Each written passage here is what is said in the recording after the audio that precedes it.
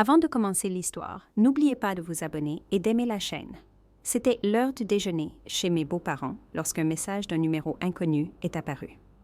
Ne réagis pas, il t'enregistre. Le bruit des couverts sur la porcelaine rendait toute conversation sérieuse impossible. Ma belle-mère, Madame Agnès Leroy, souriait de manière excessive. Mon beau-frère, Marc, évitait mon regard. Quant à mon mari, Julien, il mangeait comme si c'était le déjeuner le plus banal du monde, jusqu'à ce que mon téléphone vibre silencieusement sur mes genoux. Le numéro inconnu. Le message était court et m'a glacé. Ne réagis pas, il t'enregistre. J'ai dégluti avec difficulté et j'ai continué à sourire, mais mon esprit était en ébullition. Il me filmait, mais pourquoi? Et qu'essayait-il, de capturer? Je n'étais pas une criminelle. J'étais juste Delphine, une épouse, une professeure, une femme qui ne haussait jamais la voix dans cette maison. Même après avoir enduré les pires piques passives et agressives, mais quelque chose me disait que ce n'était pas juste une vidéo. Cette caméra cachée n'était que le début de ce qu'il me préparait. Madame Leroy m'avait toujours regardé de haut. Elle ne m'avait jamais pardonné de ne pas être issue d'une famille respectable, selon ses termes. J'avais été forcée de rester silencieuse devant tout le monde lorsqu'elle avait lâché. Certaines personnes se marient juste pour fuir leur propre vie. Ce soir-là, j'avais souri et versé plus de vin, mais j'étais brisée à l'intérieur. Je savais que son préjugé était dissimulé par de faux sourires et que mon mari restait toujours silencieux. Ce message, pendant le déjeuner, a été mon avertissement. Quelqu'un dans cette maison essayait de me protéger, ou peut-être de me tester. J'ai continué à manger en silence, balayant la pièce du regard. Un cadre photo légèrement déplacé, un cache de prise de courant de travers. Un nouvel objet sur l'étagère. Je pouvais jurer qu'il y avait une caméra cachée là. Si c'était le cas, qu'espérait-il capturer? Une explosion? Un mot qu'il pourrait utiliser contre moi? Je m'appelle Delphine et j'ai 34 ans. Je suis professeure de littérature, formée à lire les gestes, les silences, les sous-entendus.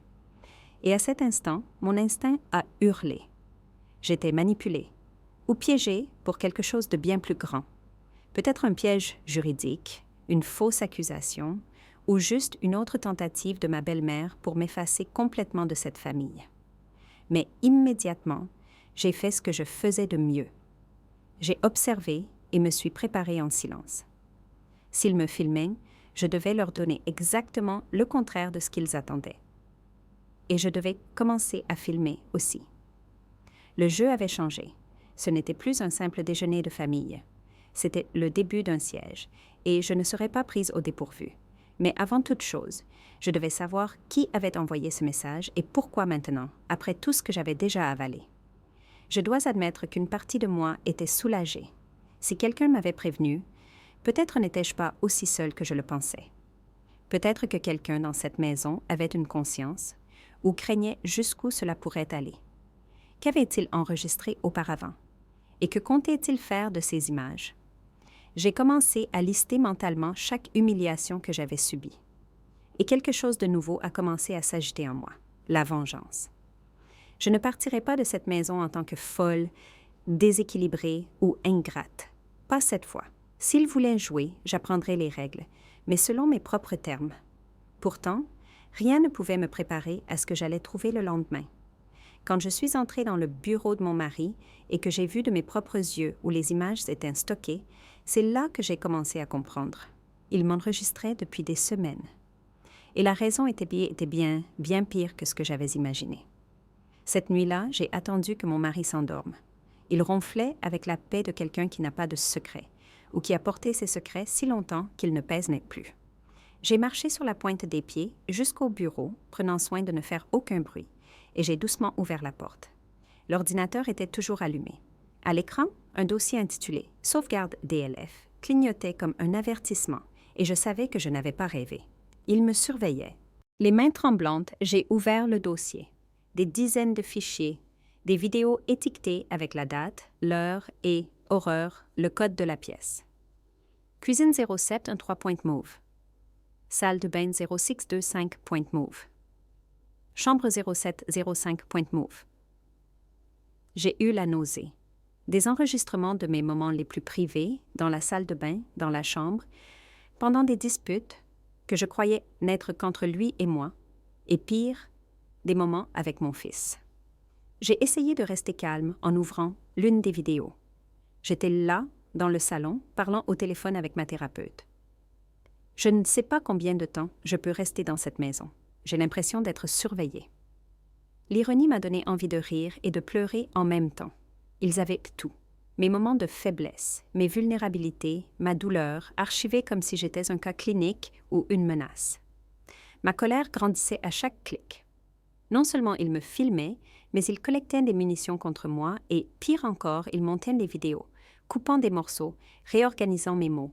Je les remarquais, car je reconnaissais mes vêtements. Une chemise que je portais juste après cette conversation apparaissait dans un clip antérieur. Ils fabriquaient un récit. Mais pourquoi? Que cherchaient-ils à prouver? Que j'étais instable? J'ai remonté en silence, mais quelque chose avait changé à l'intérieur de moi. Blessée, oui, humiliée, oui, mais aussi déterminée. Ce n'était plus une simple histoire de famille.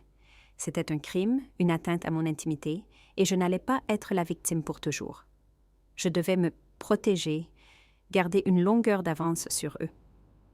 S'ils enregistraient, j'enregistrerais aussi, mais pas en secret. De manière à ce qu'il n'y ait plus de place pour le doute. Le lendemain, j'ai acheté un disque dur externe et j'ai tout transféré. J'ai fait des sauvegardes et établi des mots de passe, créé un nouveau compte email que personne ne connaissait et je m'y suis envoyé les fichiers.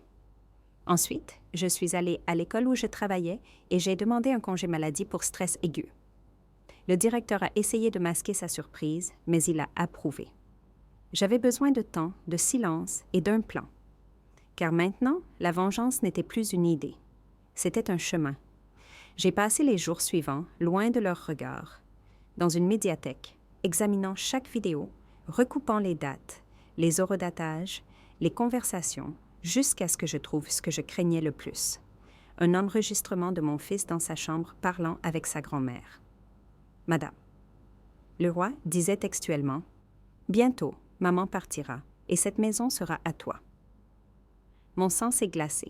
Ils utilisaient mon fils contre moi, transformant son enfance en arme. Ce fut le moment où la douleur s'est transformée en acier. L'humiliation est devenue carburant. Ils voulaient me faire sortir de cette maison. Peut-être déclarée inapte.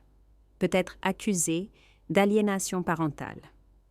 Mais je n'attendrai pas d'être vaincue. S'ils voulaient détruire mon image, je leur montrerai la vérité, leur vérité. Et le lendemain, j'ai rendu visite à un cabinet d'avocats spécialisé dans la surveillance et la maltraitance émotionnelle. Ce n'était pas juste une trahison, c'était une véritable affaire d'atteinte à la vie privée. Et j'allais porter plainte, sans un seul avertissement. Avec l'aide de l'avocat, qui a simplement dit « Ils ont creusé leur propre tombe ». Après avoir vu les vidéos, j'ai déposé les premiers documents. Nous avons lancé la procédure légale en toute discrétion. J'ai demandé une expertise judiciaire des images, déposé une demande d'ordonnance de protection pour empêcher mon fils d'être utilisé contre moi et autorisé une enquête sur toutes les caméras cachées. L'ironie était que les vidéos allaient être utilisées, mais pour les accusés. Il manquait encore quelque chose. L'exposition. Je devais déchirer chaque masque, et pour cela, il me fallait le cadre parfait. Un lieu où tout le monde serait présent, où personne ne pourrait vraiment s'échapper. C'est alors que j'ai décidé d'organiser un dîner pour mon propre anniversaire. Sauf que cette fois, le cadeau serait pour eux. Un écran et une boîte contenant tout ce qu'ils m'avaient volé. Mais avant cela, quelque chose a failli tout faire échouer. Une note glissée dans le sac à dos de mon fils a complètement changé le cours de mon plan. J'ai trouvé la note pliée entre ses cahiers. Écrite à la main, non signée, elle disait seulement « Tu dois partir, ils vont utiliser l'enfant. » Mon corps entier s'est figé. Ce n'était pas une spéculation. C'était un avertissement direct. Quelqu'un à l'intérieur savait plus qu'il ne le montrait. Et la seule chose qui me retenait là était mon besoin de justice. J'ai tenu la note, tremblante, pendant des minutes. J'ai recommencé à rejouer chaque conversation, chaque comportement récent. Je me suis souvenu de quelque chose que ma belle-mère avait dit quelques jours auparavant. Marc est trop silencieux, comme s'il savait quelque chose qu'il ne devrait pas. À l'époque, j'avais pensé que c'était juste une autre pique. Mais maintenant, cela avait du sens. Ils essayaient de monter mon fils contre moi, comme si j'étais un problème à écarter, comme si j'étais sacrifiable. En marchant vers sa chambre, mon cœur battait la chamade. Je me suis assise près de son lit et j'ai doucement demandé « Mon chéri, est-ce que quelqu'un a dit des choses étranges à propos de maman? » Il a hésité, regardant la porte comme s'il craignait que quelqu'un n'entende, puis il a chuchoté « Mamie a dit qu'elle m'emmènerait et que je ne reviendrai plus. » J'ai eu le souffle coupé. C'était pire que tout ce que j'avais imaginé. Je lui ai dit que rien de tout cela n'était vrai, que je ne lui ferais jamais de mal, que personne n'avait le droit de mentir ainsi, mais j'ai vu la peur et le doute dans ses yeux. Il réussissait, il m'effaçait lentement de sa mémoire, utilisant la fragilité de l'enfance comme une arme. Et je ne pardonnerai jamais cela. Ce qui avait commencé comme une vengeance silencieuse avait maintenant un nouvel objectif: protéger mon fils. Le lendemain, j'ai pris une décision radicale. J'ai apporté la note à mon avocate et lui ai demandé d'ajouter une clause d'urgence demandant à la Cour de suspendre temporairement le contact de ma belle-mère avec l'enfant, en s'appuyant sur les indices de manipulation émotionnelle. Elle a accepté. Si le juge approuve, vous aurez plus de liberté pour agir, m'a-t-elle dit. Et c'est ce que j'ai fait. J'ai attendu en silence pendant que le tribunal examinait la requête. La tension montait à la maison. Mon mari avait l'air nerveux, rentrait plus tôt, fouillait dans les tiroirs quand il pensait que je ne le voyais pas. Une nuit, il a essayé d'accéder à mon ordinateur. Je l'ai vu dans le reflet de la fenêtre. Il savait que quelque chose arrivait, mais il ignorait quoi. Je jouais à leur jeu, mais selon mes règles, et il ne se doutait de rien. Le vendredi, j'ai reçu la décision de justice. Le contact de ma belle-mère avec mon fils était suspendu indéfiniment. J'ai souri en silence, non pas par rancune, mais par soulagement. Pour la première fois, je protégeais ce que j'aimais le plus. Peu importe combien il mentait, manipulait, trahissait, je me battrais et je gagnerais. Ce jour-là, une partie de moi est née de nouveau, et avec elle est venue une froideur que je ne connaissais pas. La nuit suivante, ma belle-mère a fait irruption chez moi, hurlant « Qu'as-tu fait, sale ingrate ?» Elle criait comme une folle depuis l'allée. Mon fils l'a entendue et s'est précipité dans le jardin. J'ai simplement fermé la porte. Je savais que son désespoir n'était que le début, mais ce qu'elle a fait ensuite m'a prise complètement au dépourvu et m'a fait douter de ma propre santé mentale pendant un instant. Le matin suivant, ma voiture avait été rayée de partout. Des mots comme « folle »,« monstre »,« mauvaise mère » étaient peints à la bombe blanche sur les portières. Mon fils l'a vu avant moi. Il était figé sur le trottoir, regardant ces insultes comme s'il essayait d'en comprendre le sens. Je me suis agenouillée à côté de lui et j'ai dit « Quelqu'un de très malheureux a dû faire ça. » Mais à l'intérieur, j'étais en ébullition. Je savais très bien qu'il avait fait. C'était une autre tentative bon marché de me déstabiliser. J'ai appelé la police et j'ai déposé une plainte. Ils ont pris des photos, posé des questions, mais ont clairement indiqué. Sans caméra extérieure dans la rue, ce serait difficile à prouver. Je suis restée silencieuse. Je savais qu'elle comptait là-dessus, qu'elle comptait sur l'impunité. Mais ce que ma belle-mère ne savait pas, c'est que j'avais installé une micro-caméra pointant vers l'entrée du garage. Et cette nuit-là, je l'ai vue, vêtue d'un manteau noir, dégrader ma porte avec sa propre écriture.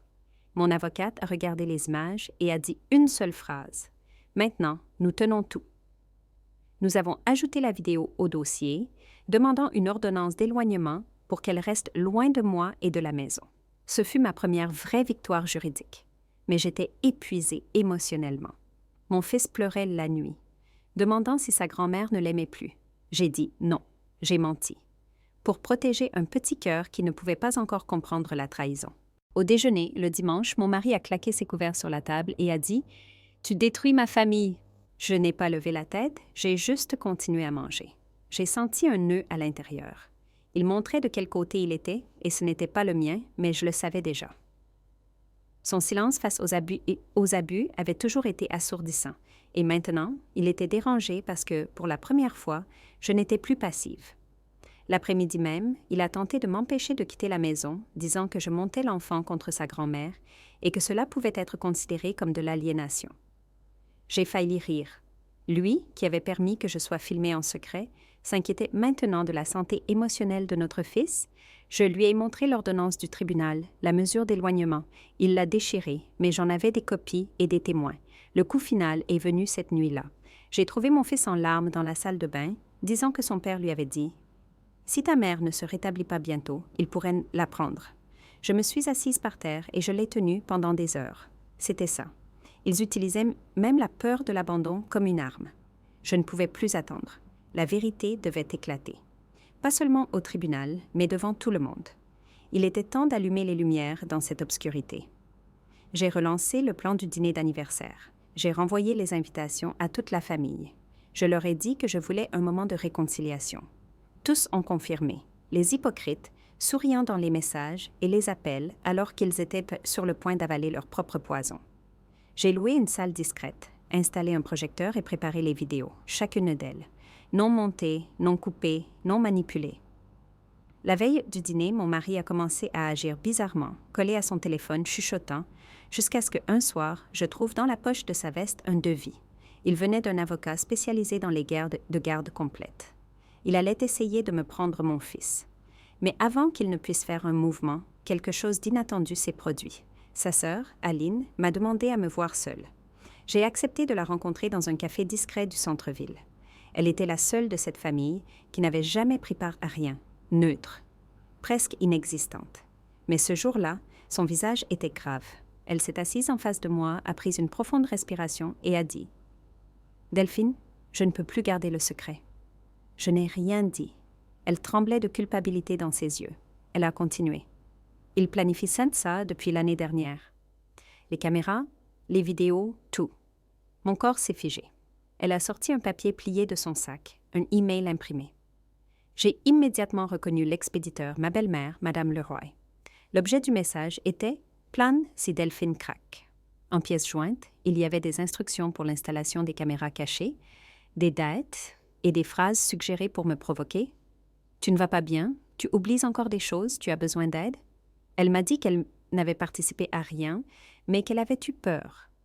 Peur d'être exclue de la famille, de perdre l'aide financière qu'elle recevait de sa mère.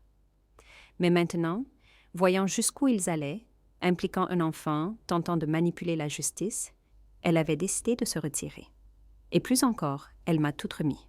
« Fais-en ce que tu veux », a-t-elle dit, en faisant glisser une clé USB sur la table. « Mais garde-moi en dehors de ça. » J'ai pris la clé USB, les mains tremblantes. La colère que j'ai ressentie ne ressemblait à rien de ce que j'avais ressenti auparavant. Elle était plus froide, plus lourde. La douleur n'était plus seulement émotionnelle, c'était un tournant. J'avais maintenant la preuve directe du plan, détaillé, prémédité, juridiquement recevable. Mon plan de vengeance silencieuse s'était transformé en quelque chose de plus grand. Je pouvais maintenant exposer non seulement les actes, mais l'intention. J'ai tout apporté à mon avocate. Elle a lu l'email en silence pendant un long moment, puis m'a regardé et a dit « Vous avez une affaire de diffamation, de surveillance illégale, de maltraitance émotionnelle et de tentative de fraude judiciaire. » C'était plus que ce que j'attendais. Sur la base des preuves, elle a rédigé une nouvelle requête. La juge a approuvé en moins de 72 heures. À partir de cet instant, légalement, ni mon mari ni ma belle-mère ne pouvaient m'approcher, ni moi, ni notre fils. Pourtant, j'ai maintenu le dîner. J'ai veillé à ce que l'invitation soit maintenue, j'ai continué à sourire, à faire comme si tout allait bien. Il pensait de me coincer par un dernier coup, mais c'était moi qui dirigeais le scénario. J'ai engagé un technicien pour faire fonctionner le projecteur, préparer les vidéos, arranger les chaises, mis des fleurs sur les tables, de la musique douce, une ambiance sereine, tout était une illusion.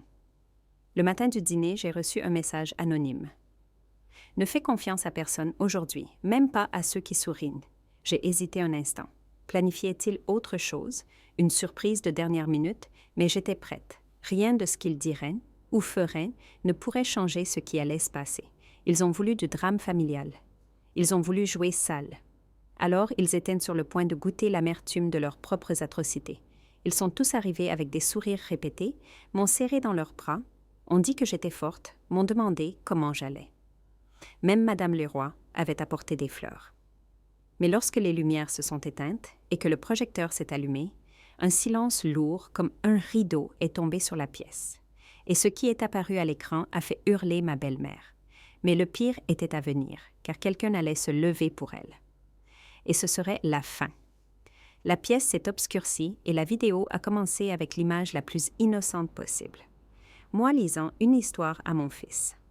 Puis l'écran a vacillé et un enregistrement sonore a été diffusé. C'était la voix de ma belle-mère. Elle va s'autodétruire, nous n'avons qu'à la pousser un peu. Certains ont ricané, ignorant le contexte. D'autres ont regardé autour d'eux avec une gêne visible. Puis le coup de grâce est arrivé. Des images côte à côte. Les vidéos montées avec leur version originale. Le montage montrait clairement leur manipulation. Une vidéo prétendait montrer ma crise de nerfs tardive. À côté, l'original révélait que je pleurais simplement en silence, lisant une lettre d'adieu de mon défunt père. Les distorsions étaient ignobles. Dans la pièce, les visages ont commencé à changer. Le silence a été brisé par un bruit sec. La main de ma belle-mère a claqué sur la table. « C'est toi qui as arrangé tout ça. » C'est alors que son mari, mon beau-père, M. Alain, s'est levé pour la première fois. Il a élevé la voix. « C'est toi qui as arrangé ça, Agnès. » Pas elle. J'ai acheté la première caméra, mais je n'ai jamais su que tu manipulais l'enfant. Tu es allé trop loin. Ma belle-mère l'a regardé, le souffle coupé. Elle a regardé autour d'elle, cherchant une porte de sortie, un allié, une bouée de sauvetage. Mais maintenant, tout le monde regardait, et personne ne bougeait. Mon mari a essayé de couper le projecteur. Il s'était levé et a couru vers la cabine technique, mais le technicien que j'avais engagé était prêt. « Il y a encore une partie », a-t-il dit en me regardant, et j'ai hoché la tête. Le clip suivant était mon mari disant à son avocat « Je vais la pousser jusqu'à ce qu'elle perde la garde. Ensuite, on prend la maison et l'enfant. » Une femme de sa famille s'est mise à pleurer. Un oncle s'est levé et est sorti. Mon fils n'était pas là, heureusement. Il passait le week-end chez un ami dans le cadre de mon plan. Je ne voulais pas qu'il voie tout ça. Pas encore. Mais il fallait que ce soit fait. C'était ma vengeance. Réelle, froide, douloureuse. L'instant où chacun d'eux serait forcé de regarder sa propre réflexion. Je ne voulais pas d'applaudissements. Je voulais la justice. Et dans cette pièce, je l'ai finalement ressenti. Finalement, personne ne pouvait me regarder dans les yeux. Certains se sont excusés, d'autres sont partis en silence. Ma belle-mère est restée figée. Son mari s'est éloigné d'elle. Mon mari n'a fait que me regarder, comme s'il ne pouvait pas croire qu'il avait perdu. « Tu as tout gâché », a-t-il murmuré. J'ai répondu « J'ai juste enlevé vos masques. Le reste, vous l'avez fait vous-même. » Je me suis levée, je suis sortie et je les ai laissés couler. Dans la voiture, j'ai pris une profonde respiration. Mon cœur battait toujours la chamade, mais non par peur, mais par soulagement. Mon téléphone a vibré. Une nouvelle notification du tribunal. La juge avait approuvé la demande de garde provisoire complète jusqu'à la prochaine audience, avec une interdiction totale de contact. Les mots à l'écran étaient comme une étreinte. J'avais gagné, mais il manquait encore quelque chose. Quelque chose que personne dans cette pièce n'attendait, pas même moi. Je suis rentrée à la maison, j'ai enlevé mes chaussures et je me suis effondrée sur le canapé. Mais quand j'ai allumé la lumière, j'ai vu une enveloppe blanche sur la table, pas de nom, pas d'adresse d'expéditeur. À l'intérieur, seulement une photo de moi endormie et au dos, une note manuscrite. « Tu ne sais toujours pas de quoi je suis capable. » J'ai tenu la photo, les mains tremblantes. Elle avait été prise récemment. Mes cheveux, les draps, même le livre tombaient à côté de moi. Tout correspondait à la nuit précédente. Quelqu'un était entré chez moi, pendant que je dormais, après tout ce que j'avais exposé. Après toutes les ordonnances du tribunal, quelqu'un s'était quand même introduit par ma porte. La peur a lentement rampé en moi, comme du poison. Je n'étais pas en sécurité. Je ne l'avais jamais été. J'ai regardé autour de moi. Les fenêtres étaient verrouillées. La porte d'entrée aussi. Mais la porte de derrière, les doubles de clés que ma belle-mère avait eues, ou pire. Mon mari avait-il encore un accès secret? J'ai couru vérifier chaque serrure, chaque fissure. C'était comme revivre le traumatisme des caméras cachées. Mais maintenant, la menace était physique. Je dormais encore sous le même toit que des monstres. J'ai immédiatement appelé mon avocate. Elle a été directe. Ne paniquez pas, mettez la photo dans un sac en plastique et portez-la à la police dès la première heure demain. C'est ce que j'ai fait. Le lendemain, j'ai déposé plainte pour intrusion et harcèlement. La police est venue chez moi, a posé des questions, a examiné l'enveloppe, mais au fond de moi, je savais que s'ils étaient si proches, il serait difficile de trouver la personne. J'ai passé les nuits suivantes à dormir avec les lumières allumées, un couteau de cuisine caché sous mon oreiller. Chaque bruit me faisait me redresser.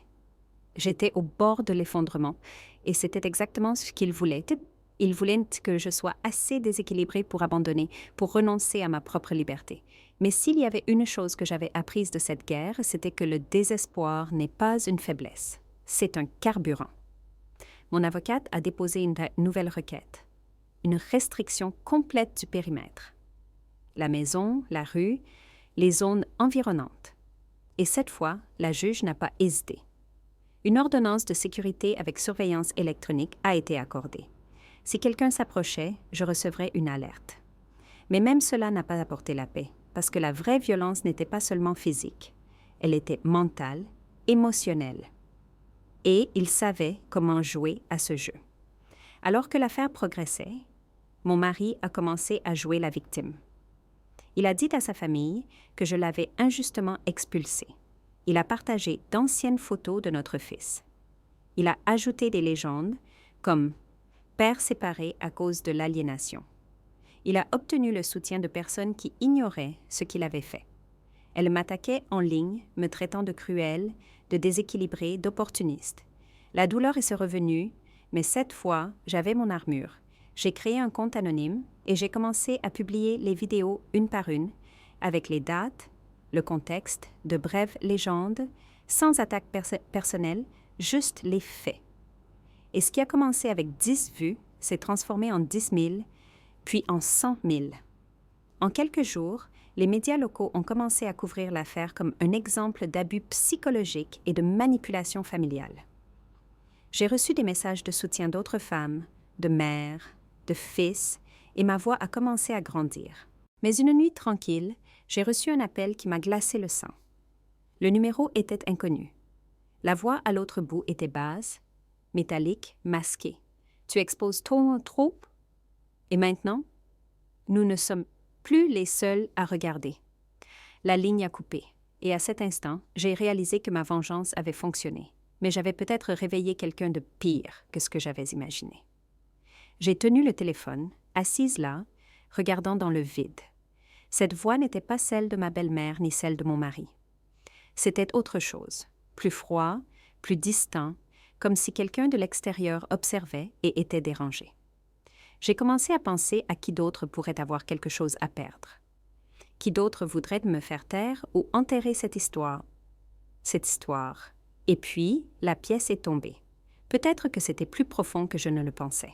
Cette semaine-là, ma vidéo la plus partagée était celle de mon mari parlant à son avocat et planifiant de prendre mon fils et la maison. La réaction a été explosive. Un créateur de contenu TikTok a repris mon histoire. Et peu de temps après, j'ai reçu un message d'une femme. Il m'a fait quelque chose de similaire il y a des années, mais personne ne m'a cru. Cela a allumé une étincelle.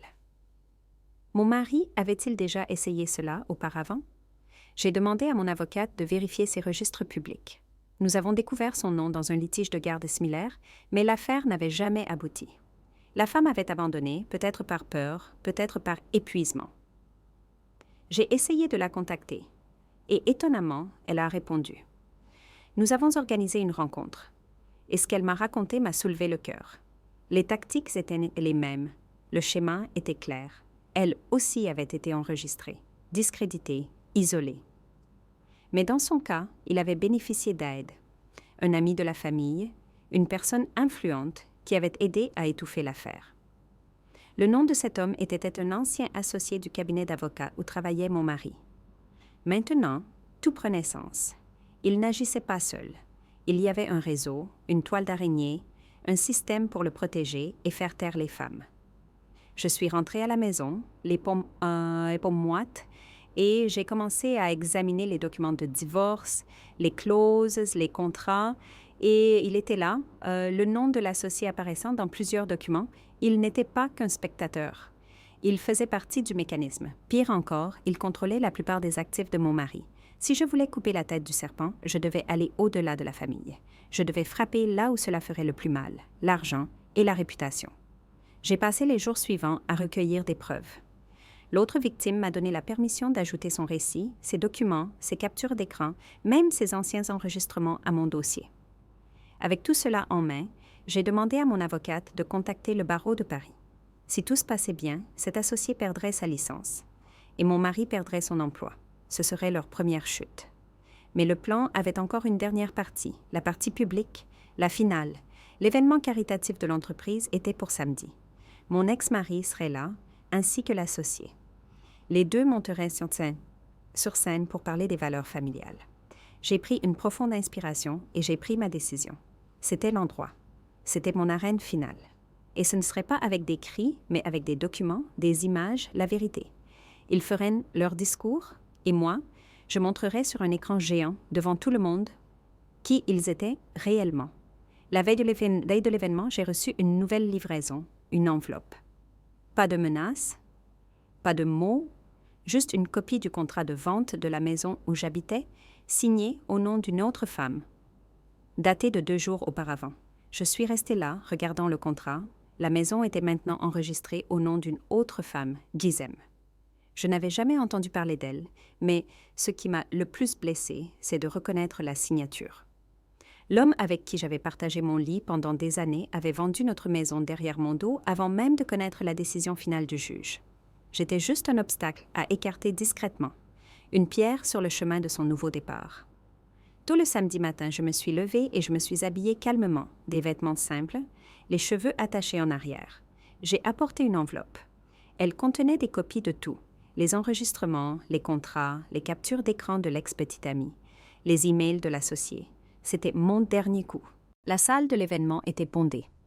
Avocats, hommes d'affaires, famille avec enfants, mon ex-mari est monté sur scène avec l'associé.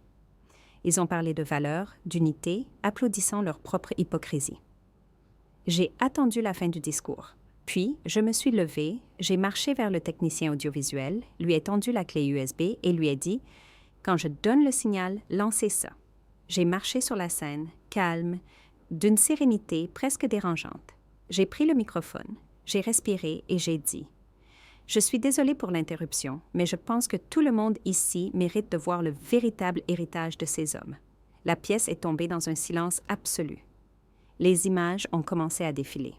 Les vidéos, les documents, les preuves, tout projeté en haute résolution. Mon ex-mari a essayé de courir vers la cabine technique, mais la sécurité l'a arrêté. L'associé est devenu blanc, cachant son visage de sa main. Certaines personnes sont parties.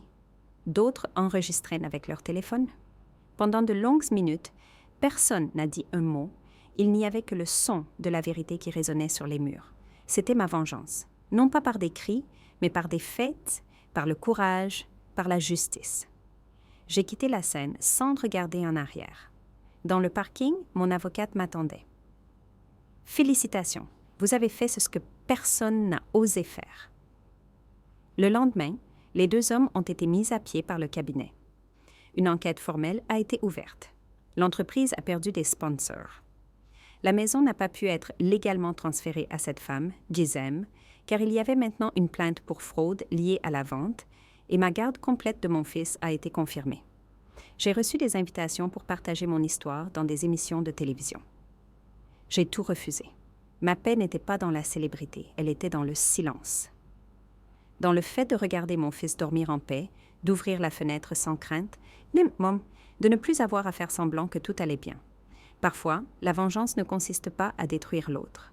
Il s'agit de se reconstruire à partir des ruines intactes et de ne jamais retourner à l'endroit qui vous a tué de l'intérieur.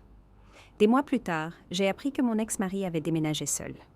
La nouvelle femme l'avait quitté après avoir appris les accusations. Sa mère a été poursuivie pour harcèlement et a reçu l'ordre de rester à l'écart, et l'associé a perdu sa licence et son nom. J'ai vu une nouvelle qu'il travaillait comme livreur dans une autre ville. C'était ironique. Ils avaient passé leur vie à essayer d'effacer des femmes comme moi, et à la fin, ils s'étaient effacés eux-mêmes.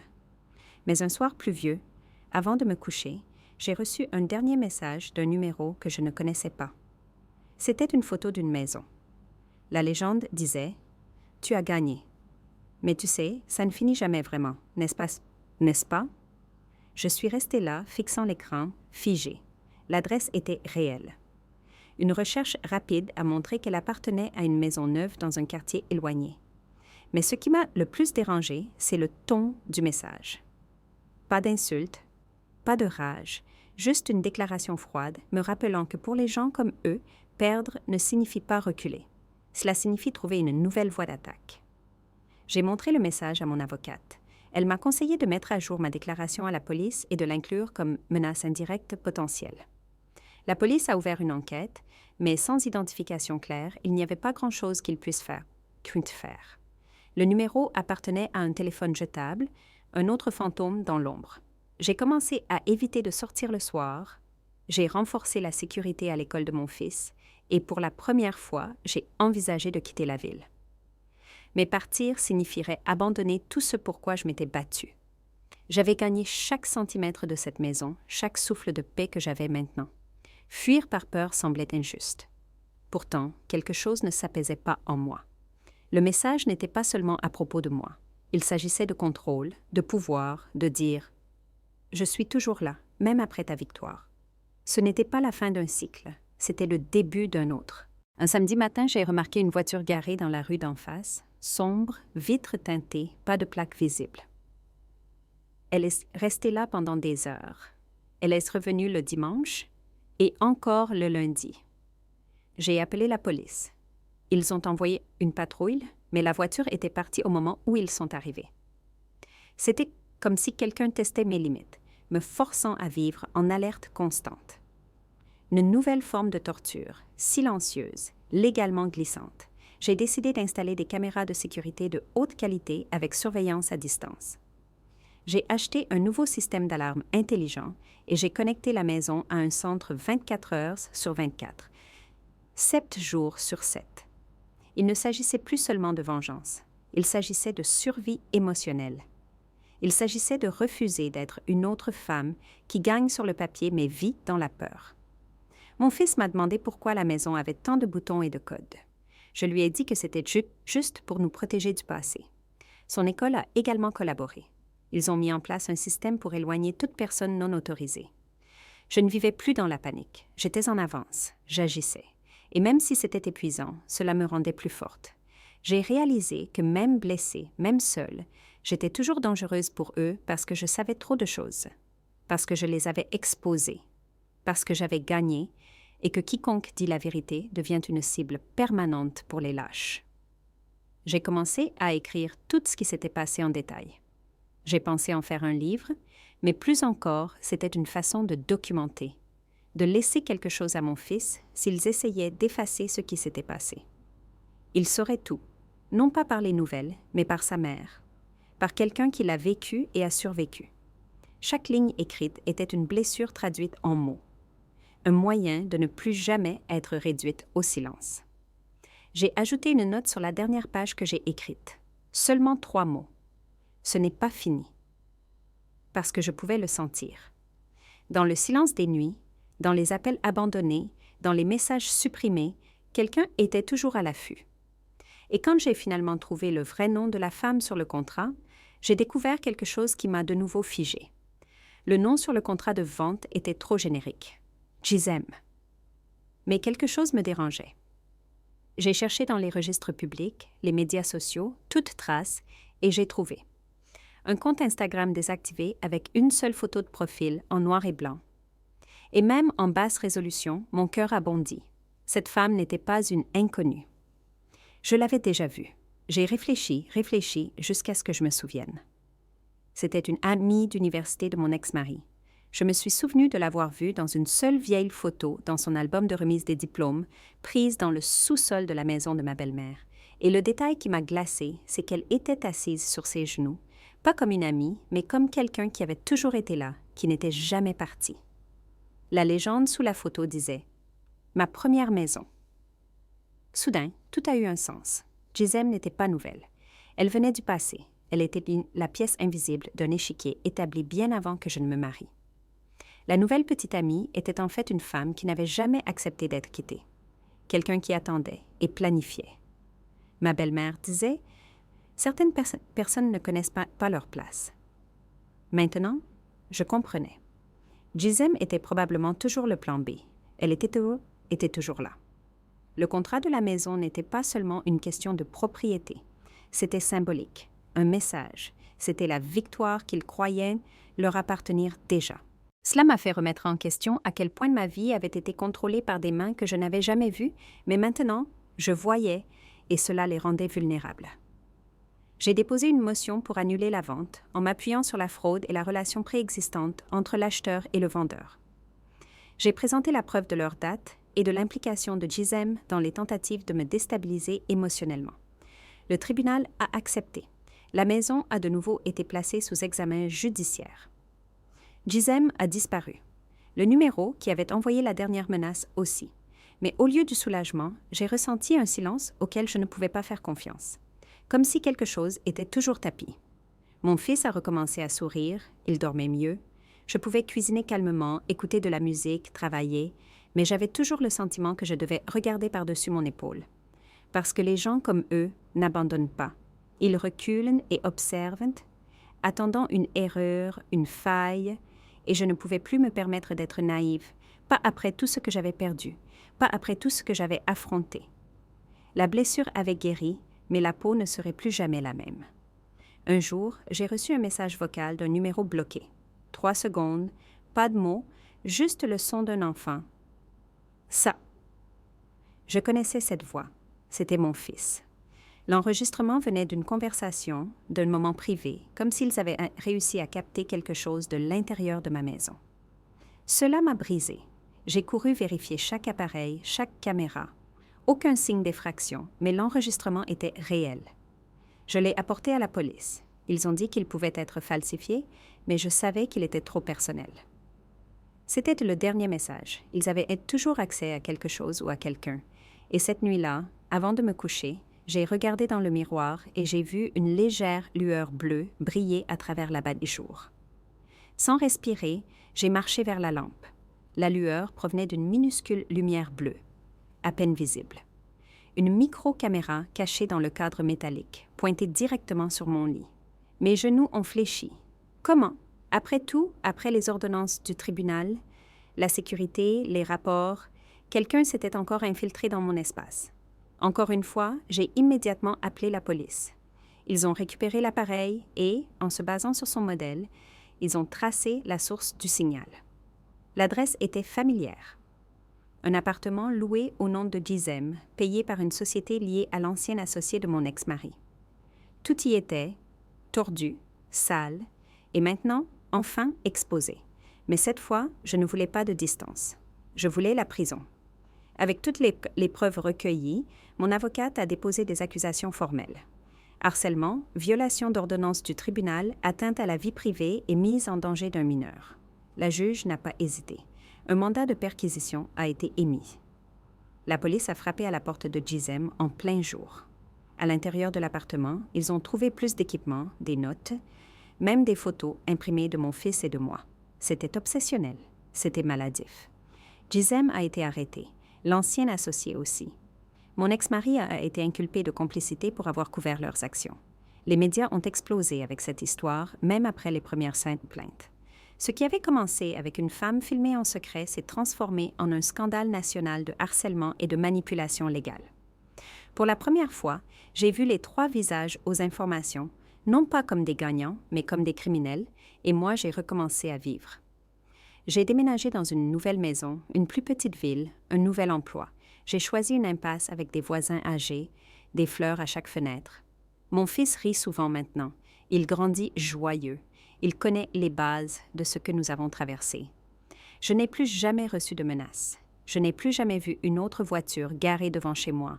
Je n'ai plus jamais eu à dormir avec un couteau sous mon oreiller. Aujourd'hui, quand je me regarde dans le miroir, je ne vois pas la femme fatiguée qui avait peur de sa propre maison. Je vois une survivante, une mère, une force. Et si quelqu'un essaie encore de m'effacer, j'espère qu'il sait. J'ai fait la guerre à ma propre famille et je suis revenue avec leur tête sur des plateaux.